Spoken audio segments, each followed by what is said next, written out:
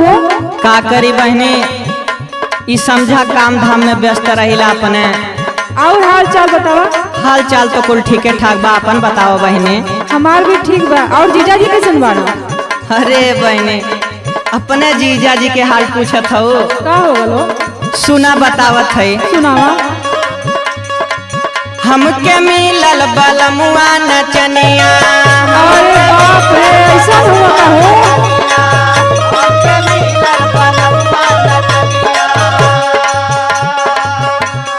सुना बहनी, कुल बतावत है। बतावा बतावा।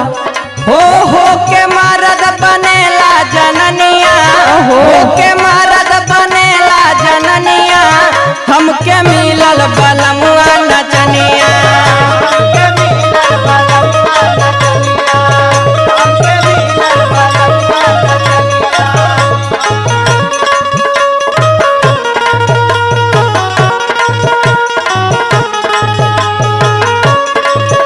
अब जवन मिलल है बिताही के बाद बड़ा दुख होत बा।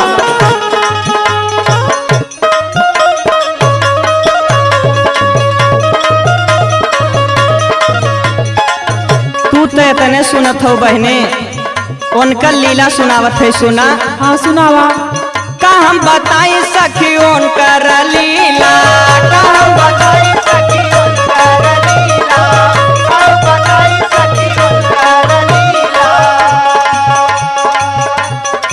पेन्ही के चोली हमर कई दहन ढीला, पेन्ही के चोली हमर कई दहन ढीला, पेन्ही के चोली हमर कई दहन ढीला। ओ घटल है लवन कर मेकअप के समनिया, घटल है लवन कर मेकअप के समनिया, हमके मिलल बलमुआ नचनिया।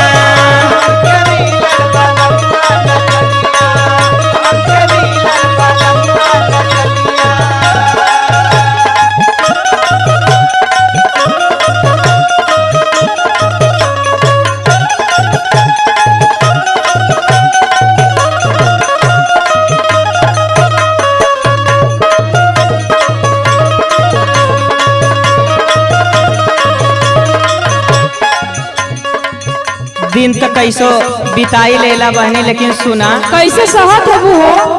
सुत के लागे तो चली जाला नाचे। अरे बाप रे, कैसे बीती तहार हो?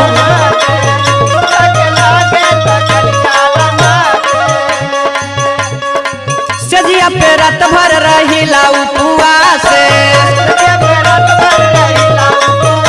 ओहो।